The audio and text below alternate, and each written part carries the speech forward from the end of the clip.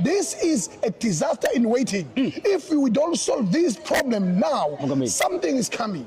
Something is coming. It doesn't matter. So the 16th of November is a very auspicious day in the South African Indians' calendar.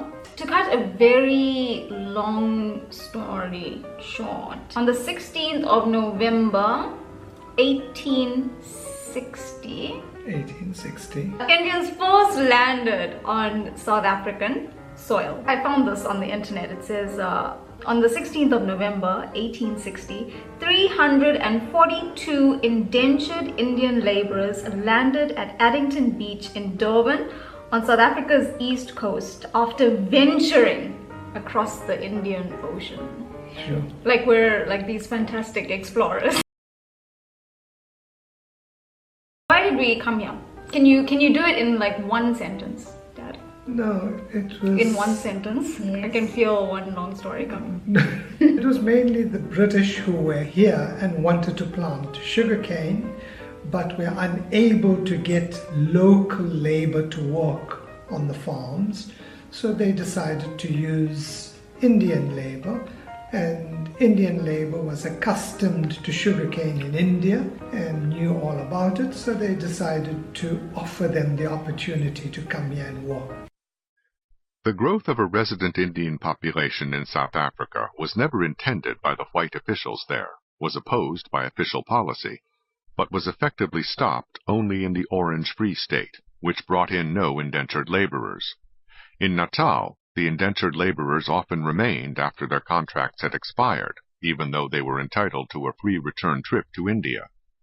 Only the need to placate the British colonial government of India prevented the law from being harsher and prescribing criminal penalties for failure to return home. While many Indians did return to India, many others did not. The latter either made the financial sacrifices necessary to purchase the pass, or else simply evaded the law.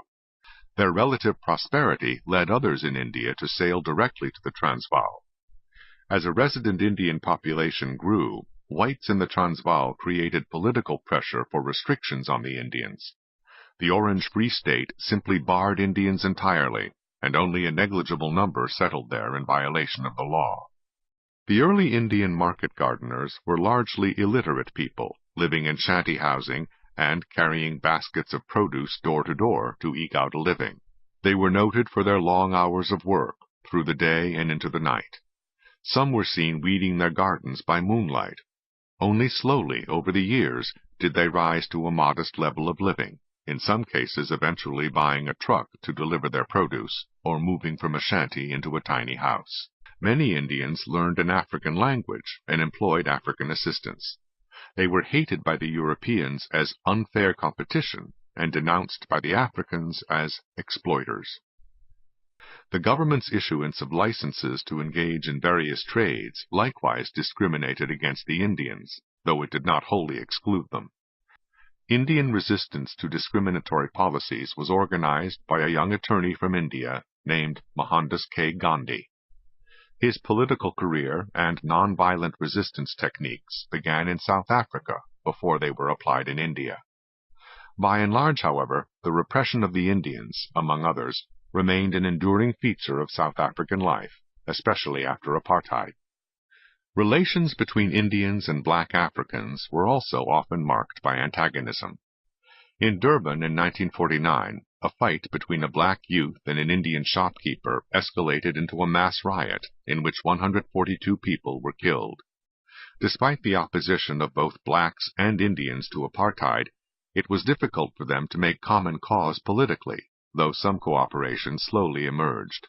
Still, ironically, black and Indian opposition to apartheid was itself largely separate racially. Another African-Indian riot erupted in Durban in 1985, with African mobs looting Indian stores and destroying Indian homes.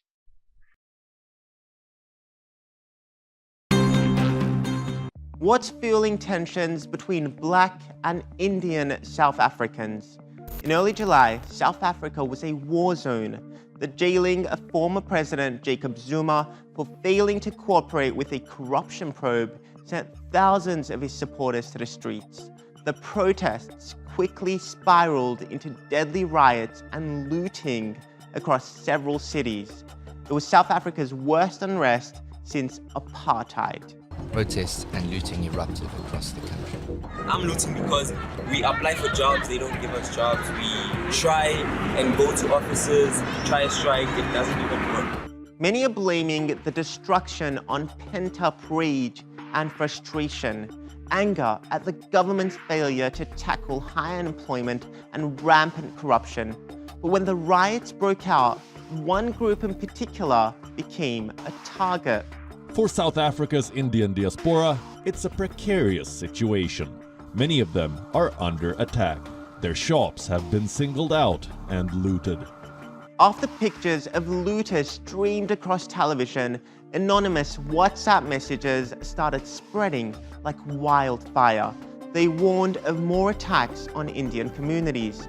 In Phoenix, a suburb of Durban, vigilante groups began forming. Determined to protect themselves and their property, they set up roadblocks, and many innocent people got caught up, in some cases with deadly consequences. The term Phoenix Massacre coming under the spotlight yesterday at the South African Human Rights Commission's hearings into the unrest. 36 people died in that area alone during the period of violence and looting.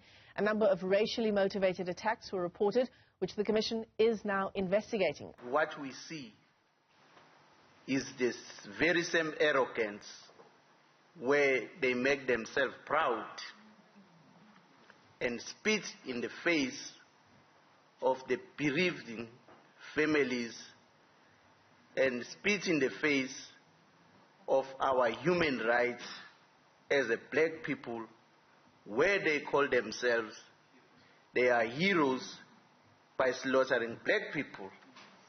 So for social cohesion to be accepted and to be effective, we need to start with the realistic issues, make the communities understand where they did wrong, and let them accept that they did wrong. All Indians have historically been from 2 to 3% of the population of South Africa.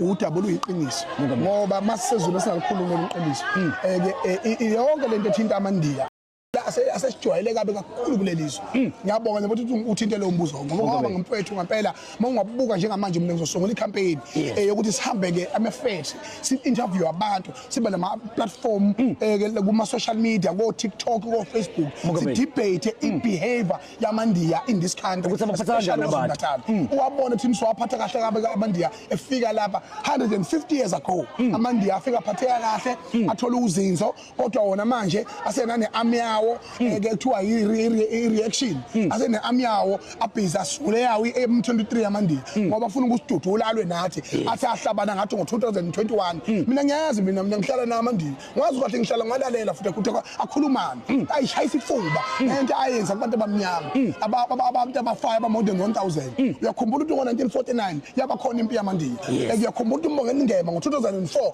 wazwabizwa uMandela ngayo indaba yamandiya ukuthi amandiya awavoti bayivota votela belungu siphelele uloto nopaka iphupho lakho mna naye izinto lezi engishoyo mina njengongizwe umlando kaMchunu ngithi mina if ugovernment wethu baba sezomchunu njengobaba wethu kwi-security cluster ngiyacela ukuthi kungenelele uguduze Phoenix akuma drugs laphana iyona mkhumbi osaplayela zonke indawo lezi ezibulala izwe lethu ngiyacela ukuthi kungenelele lapho baba mkhonazo kungenelele ibehavior yami isiphumile esandleni kulelizwe futhi mengabe ingasukunyelwa izogcina ngempela iphume esandleni awubuka ama-call center mangelela ama-call center laphana ufica indiya reception ufica indiya ku-HR ufica indiya liyi-manager ufica indiya likuphi eliningana nalo lenzakathi likuphethe nehola makinati awuthole ibhonasi uyakhahlanyezwa unika amasemisho ngo-3 shiwa hewa ungavubela uwasaphi ningasuluwadla ayethelela manje ayikho into angayenzi akhululeke aze naba kwaze kwethu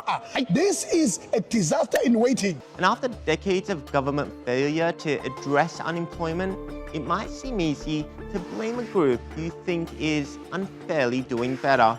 On the other side, that same failed government might force one group to take matters into their own hands when necessary.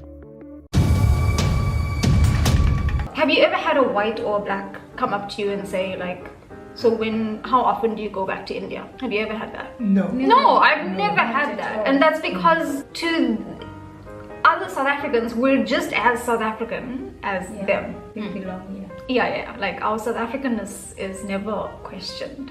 Only Julius will question. Internally fragmented and facing antagonism from blacks and whites alike, Indians have been very vulnerable in South Africa, both during the era of white minority rule and in the subsequent era of black rule.